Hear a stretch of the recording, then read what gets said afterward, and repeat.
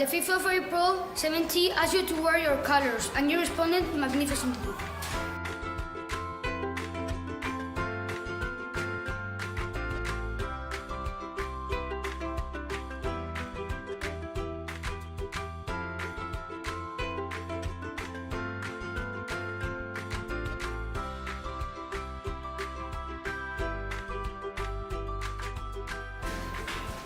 To help you understand a little bit more about the unit, we've interviewed Ajay and Des from the Plastic Surgery and Burns Research Unit at Bradford University, and here's what they had to say. Firstly, I'd like to thank all of you for being a part of our fundraising campaign for the Plastic Surgery and Burns Research Unit. I'm Ajay Mahajan, the director of the unit. I'm here with Professor Tobin, who is the director of the Center for Skin Sciences, and together we do the work that is carried out in the research unit. How did the unit begin? It itself started in some ways, unfortunately, at the back of the Bradford fire disaster that happened almost 30 years ago. It is very unfortunate that that incident had happened, but we have learned a lot from it, and there are some positive things that came out of it. And one of them was trying to research into finding new ways of treating patients more effectively. And in a quest for that, this research unit came into place.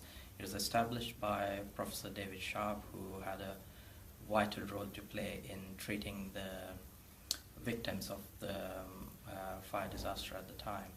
And he teamed up with the University of Bradford, and that's how we started off the unit. There was a lot of funds that came our way from people who wanted to contribute in some way or the other to help people of the disaster at the time, affected by the disaster, and we used that to start off the unit. Does the unit still have a connection with the football club? Very much so, very much so. In fact, if it wasn't for the football club, its supporters and the city people in the city of Bradford, and people like you, although you've moved away from Bradford, you're still very much connected to Bradford. It's with your support that the unit still keeps going, because we solely rely on funds raised from these sources. The football club itself, we often go to the football club. It hosts fundraising events and presentation ceremonies and things like that, and we have a very close working relationship with them.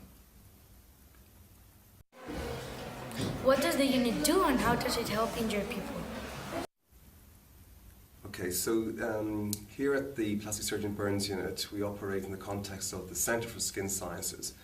And that's the perfect place for the research, I feel, to take place, because we have a significant expertise in the area of skin biology and skin behaviour. And many of the wounds that were, that were experienced by victims of the Bradford City fire involved their skin and damage to the skin. So the work and the research that takes place within the Plastic Surgery and Burns Unit is to understand how skin wounds heal, and what may be the limitations on that healing due to age or to background conditions like diabetes, etc. So this particular research unit, I think, is well placed to understand the biological basis that underpins wound healing, and perhaps to speed up wound healing or give wounds a better chance for greater functional repair.